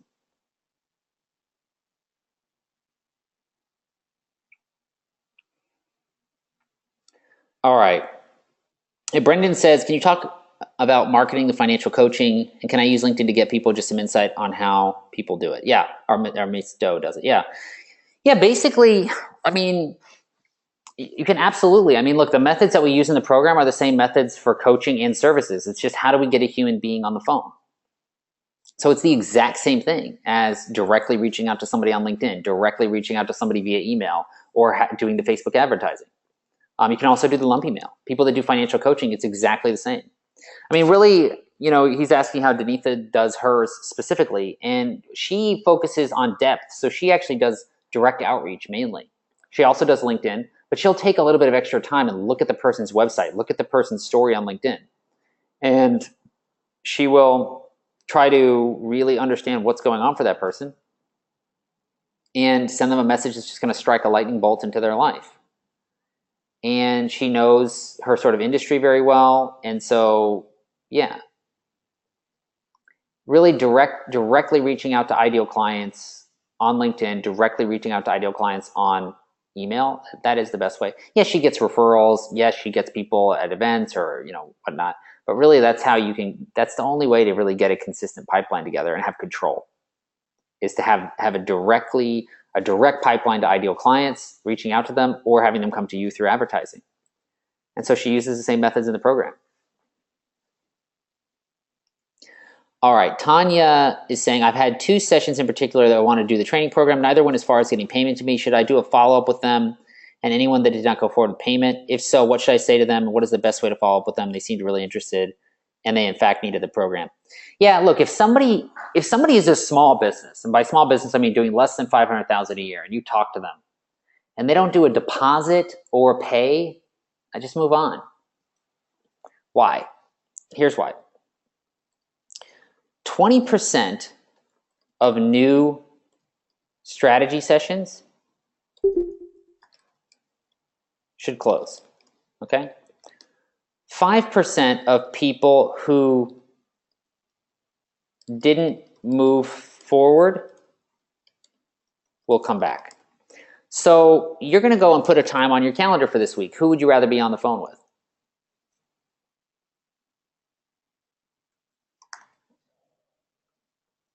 That group, not this group. You don't want to worry about them. They'll come back, they won't come back. But if you made them an offer and you said that to work with you it's $3,500, but if they make the decision today it's $2,500, and you gave them that offer and you asked for the deposit, then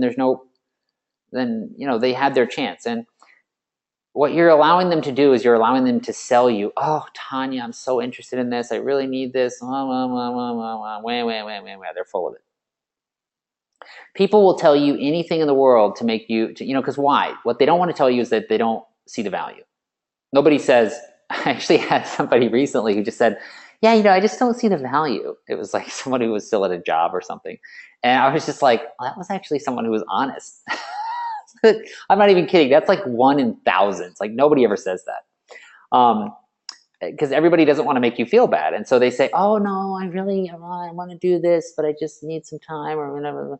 And it's like, if they want to do a fully refundable deposit to save $1,000 or $2,000, then they're just selling you. And you're allowing yourself to be sold by someone without any evidence, without any reason, which, if they were really they really wanted to do it, they would have done the deposit. So if you pitch the price and you asked for the deposit and they didn't go for it, but they told you they're still really interested, they're not telling you the truth. And, maybe that's a cynical view, but it's actually just true. I'm not, I used to be more of a cynical person. I'm not a cynical person. That's just fact. They are lying. And most people are lying in the sales process, which is fine. That's just the way human nature is right now in the culture. So that's why we construct it. Because right now you're thinking, oh, maybe those people will come back, and you're thinking about them too much. You're thinking about them. The fact that you're even thinking about them means what? Means they're costing you mental energy. They're costing you emotional energy. You know, I always say time, money, and emotion. It's because those are the most valuable resources that you have.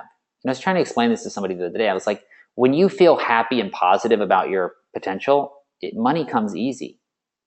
When you feel stressed and you feel worried and you feel like it's hard, I mean, money's the hardest thing to get. When you don't need it, it comes with ease. That's why when good times are good, you need to push it as hard and as fast as you can. You know, it's like the biggest mistake most people make is like they get a couple of quick wins and then they just focus on their clients and they don't focus on taking things to the next level until the rug gets pulled. It just happened with somebody today that I was talking to. And that's the biggest mistake. When things are going well, you want to push. And so, yeah, I mean, but don't think about them because they're taking up your mental energy, they're taking up your emotional energy, they're taking up your time. And the reason I know that is because you've been thinking about them. Why do I know that? Because you asked me, and now they're taking up my time, which I don't mind. I mean, these Q&A calls are for these questions. But my point is just that these people, oh, somebody's got a little bit of an echo going on here. These people that aren't going to make a decision anyway tried to sell you about how excited they are. So you would keep thinking about them when they're not thinking about you. And you want it to be the opposite. You want them to be thinking about you, but you don't want to be thinking about them. So yeah, I would move on. And those people actually have a better chance of coming back if they don't feel like you're groveling for them. People want to work with people that don't need them. It's like dating. Like the last thing you want to do is be with someone that's just groveling for you. You want to be with someone that doesn't need you but loves you.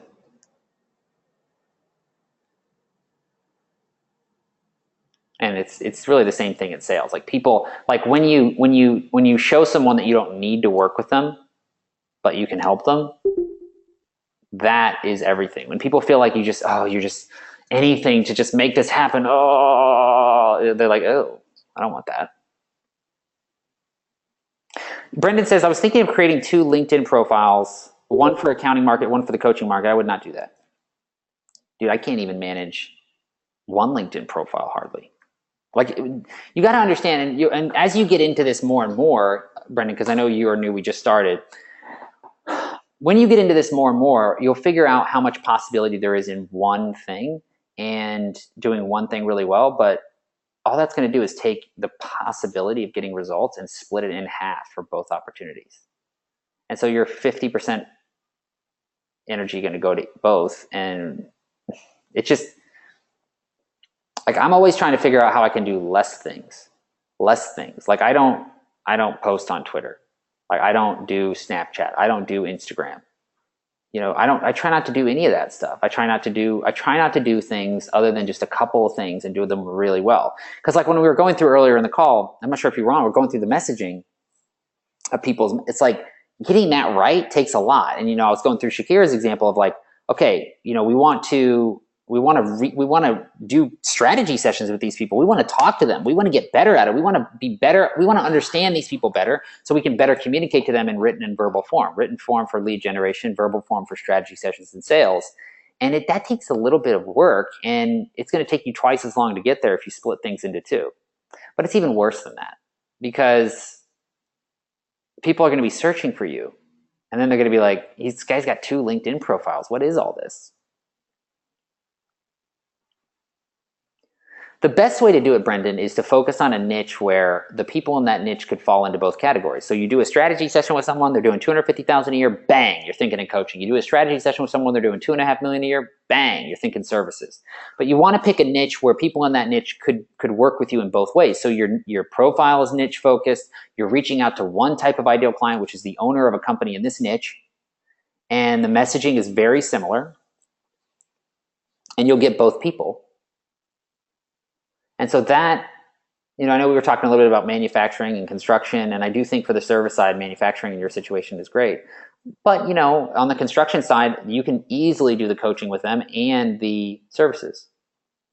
So, yeah, I mean, that is something to think about. If you really want to do both, that's how I would do it. I would probably do a niche where you're focused on one niche, but you could work with larger and smaller businesses, and that just depends on what they need and what you're willing to do.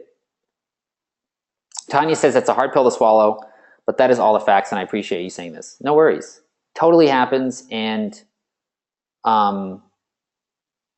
it's just, it is sad. It is really sad that people won't be honest with you, but it's unfortunately the way that it is. Ellie says, hi, Andrew, I have a question. I went to my first strategy session today. All right.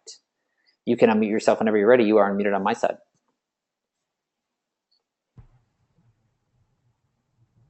Hi, Andrew. Hey, how's it going? Finally, after 4 weeks, I went to my first strategy session. Perfect. How did it go? Oh, I don't know. I think it could have gone better, but I need some help for the company. I finally picked my niche. I will be doing construction, and I was able to book this appointment with this construction company. They make $15 million a year, and they don't know what they want, so it was a little difficult, you know. I did get some information from them, and they asked me to do a proposal, and they will take a look at it. But you know, they're a big company. They have 3 accounting people in the accounting department, but they feel like they're missing something. So, how big is the business? They make $15 million a year. Nice. So $15 million a year. They've got 3 team members in accounting, and you were talking with the CEO, the owner. I talked to it's 2 partners. So I talked to both of them, and the accounting person was also there. And what was their problem? Like, what do they not have? Like, are they getting financials even at the end of the month, or are they just not? Is there tax problems, or are they not?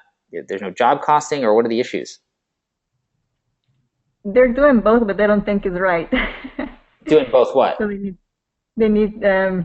they are doing job costing and trying to do the financials, but the accounting person there is not, you know, she's not a senior level accountant. So what do they have, like 3 bookkeepers or admins, kind of? Yes. Mm-hmm. Yeah, well, 15 million is a pretty big company. I mean, that could be a very large engagement. I mean, this kind of an engagement alone could be easily $5,000 a month, depending on what you want to be doing. It could be much more. It could be even more than that, depending on the length or the type of a role. And so when you did the meeting, what were the next steps? Well, the next step is to put a proposal together for them. Did you get, get a deposit or ask for a deposit? No, I didn't ask for a deposit. I wanted to get more, kind of wanted to plan. I'm not sure exactly how or what services to offer. Mm-hmm. Well, and are they going to send you over their QBO file and their tax return?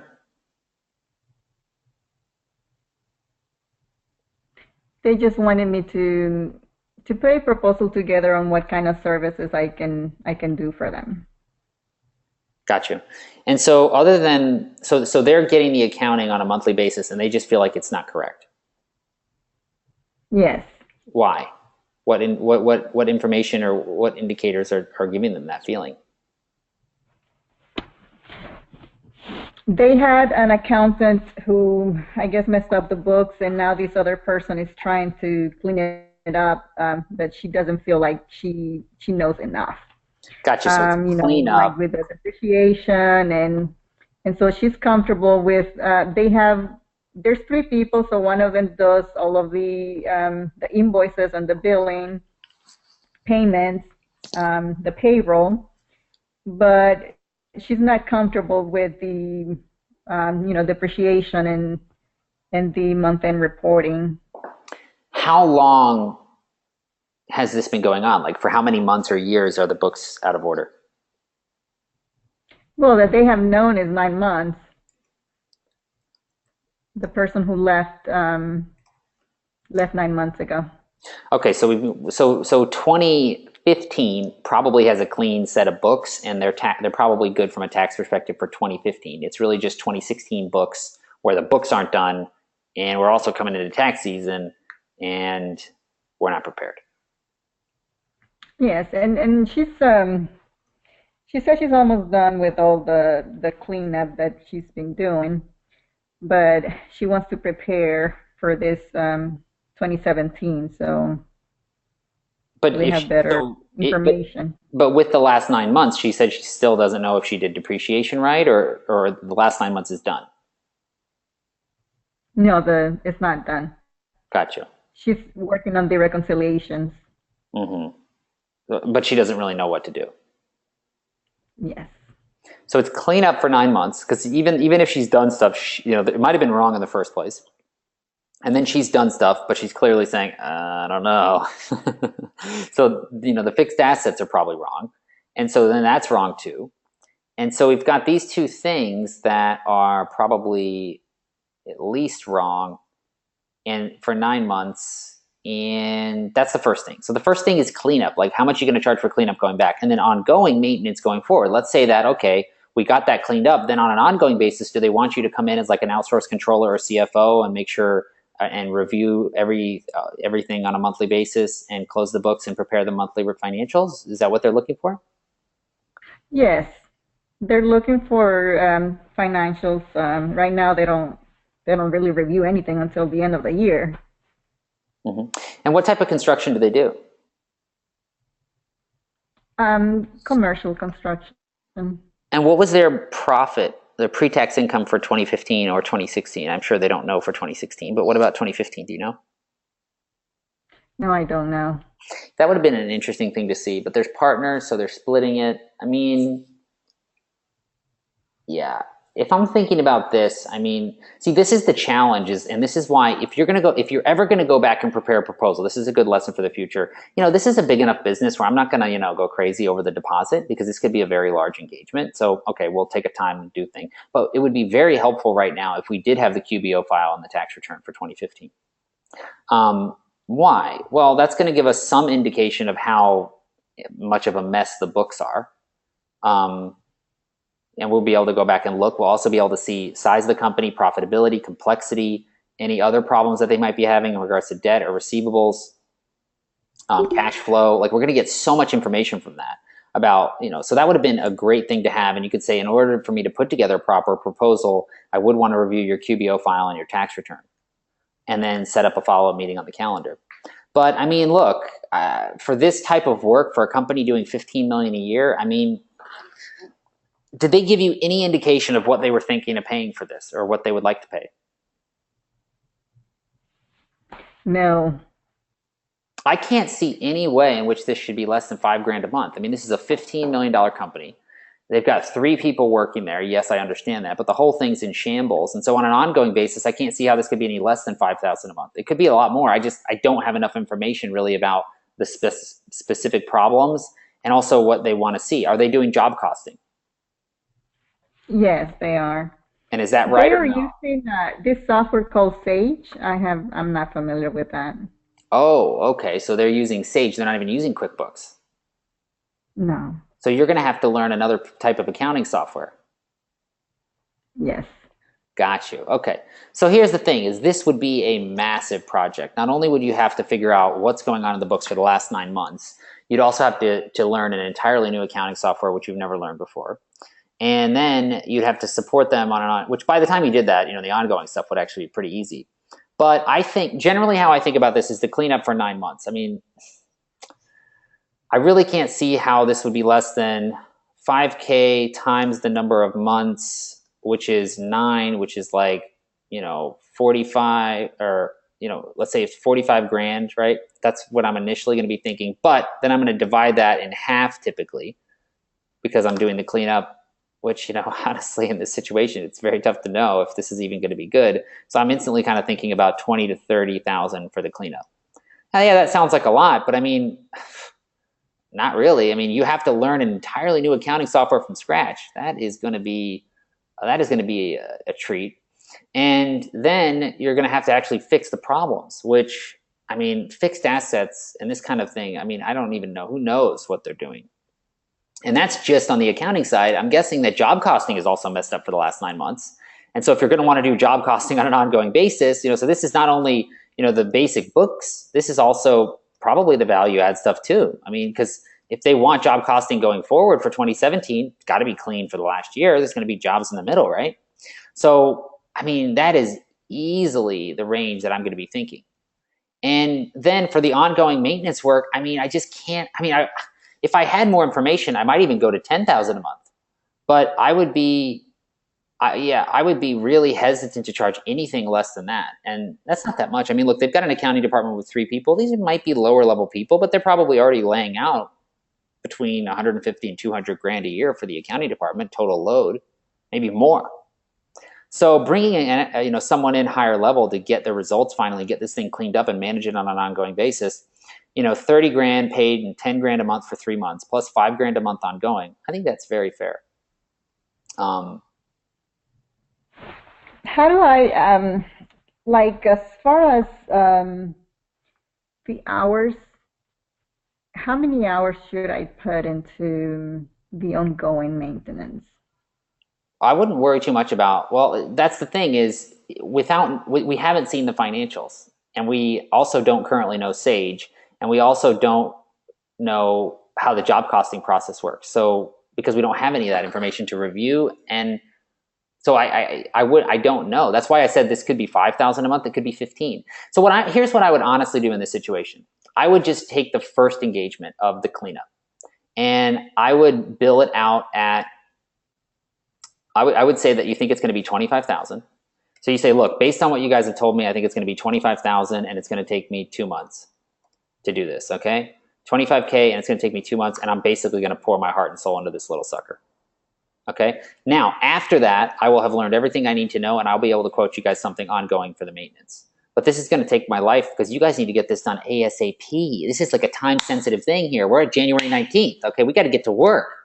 And I'm going to have to put a bunch of other stuff to the side. And so if you want to get this done, you want to get the results, I know I can take you there, but that's what we're talking. And which is, not bad, but this will take up a tremendous amount of your time, I'm guessing. And, John mentioned in here, I would be careful about mentioning having to learn Sage. I agree. I would definitely be careful about it. I wouldn't mention that at all. I just wouldn't even mention it. But then, I would just, when you start, you're obviously going to have to learn it. So that would be, at least that. But what I'm also going to tell them is, I'm going to be billing, let's see here, 25,000 divided by 200, that's 125. So I'm going to say that's $200 an hour or $250 an hour, something like that. And I'm going to tell them, like, look, I think it's going to be 25,000 based on what you guys have told me to clean up the books and the job costing for the previous 9 months. But when I get halfway through this and I've billed out 12, 13,000, I'm going to update you. And if we're 50% of the way through, great, we'll keep going. But if it's taking longer because this is worse than I expected, then we might have to reassess the fee, or we might have to do a portion at the end based on the hours. I would definitely do that because this could easily spill into like a $30,000 or $40,000 gig. It's a big company. So I think I would give a flat fee so you can at least try to get some payments up front, and you can get a good chunk that's guaranteed. So if you get in there, you learn Sage real quick, you clean this sucker up in about 40 hours. Oh, that's a good week. But if it takes a lot longer, you've got a big chunk, so that's a big chunk out of it, and then also you've got the ability to charge more on the back end.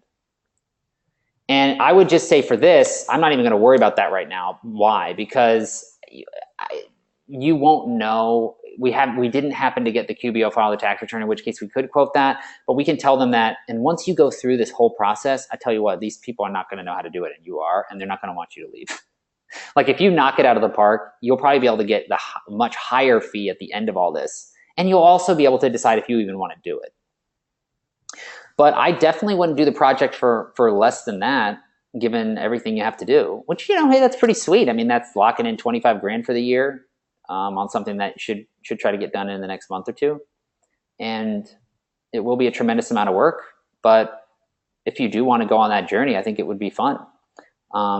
What do you think about that?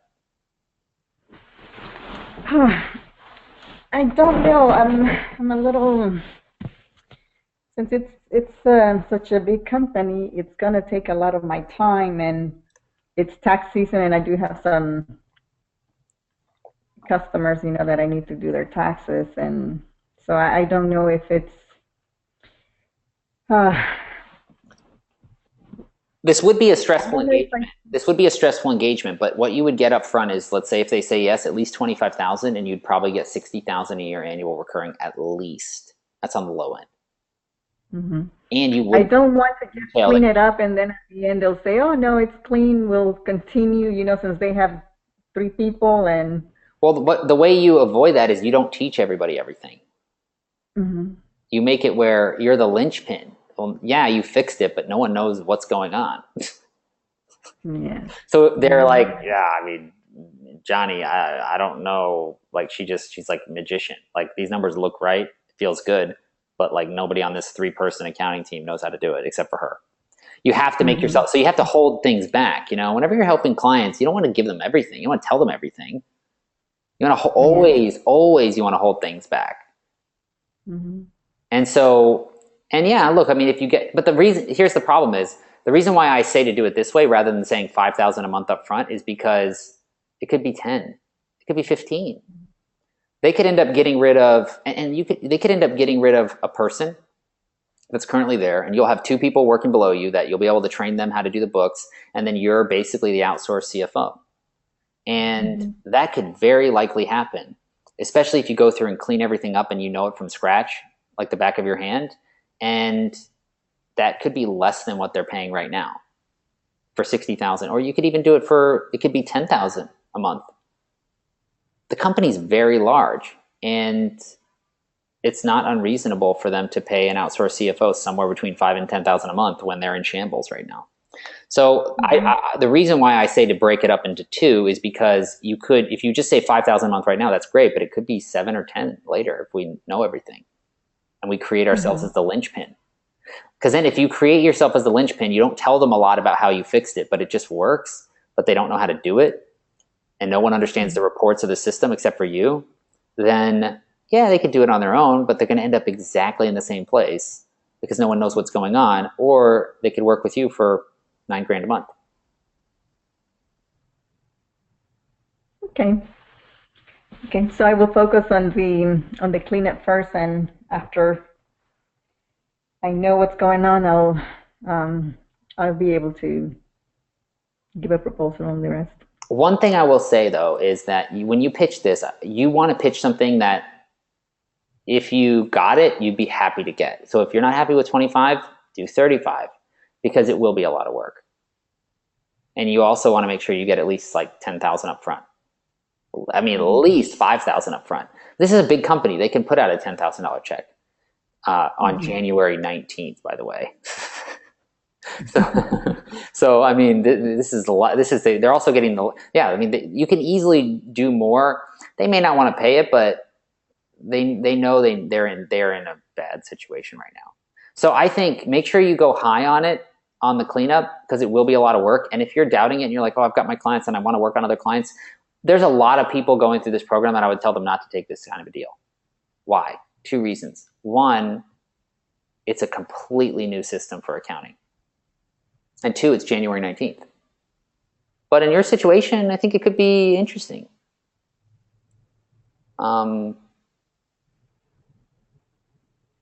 Yeah. Okay.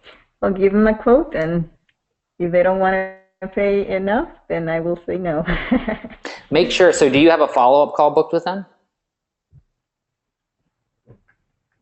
I don't have a follow-up. I just told them that I was going to send them the information by Monday next week. Okay, so what I would do, Cece, so here's another tip. You always want to have a follow-up meeting booked on the calendar. You want to say, hey, I'm almost done preparing my proposal. I'd love to set up a time to walk you guys through it. Are you guys available late Monday these times or Tuesday these times? And then they'll agree to a time, and then just make it 30 minutes.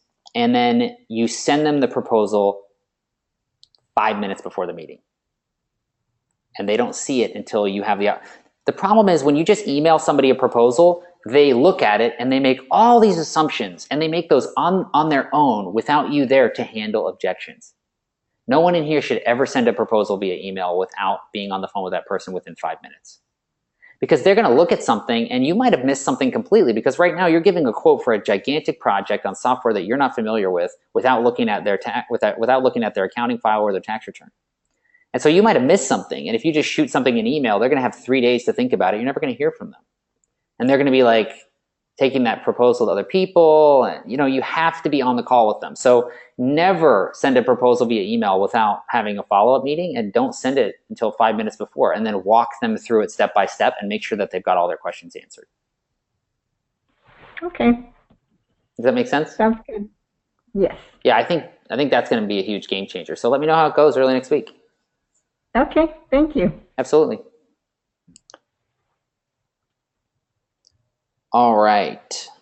Yeah, Eric says many companies that do their own books need to clean up, but cleanup is normally a lot of hard work. What does it cost them not knowing their numbers? Great question. What do they not know right now? They don't know what their pre-tax income is. How do they make quarterlies? They don't know what their job costing is. I mean, do they know which jobs are overrunning? A lot of implications for a $15 million company that's got nothing. So we've got a few more minutes. I mean, I probably could squeeze in one more question. Does anybody else have any questions before we wrap this one up today?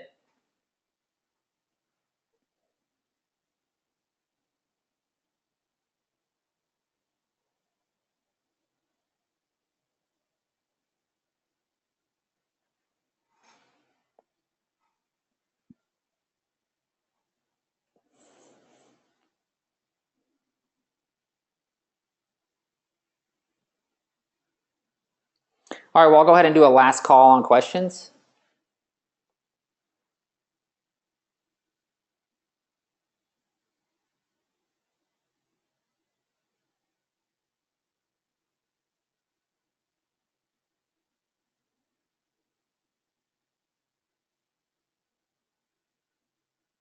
All right.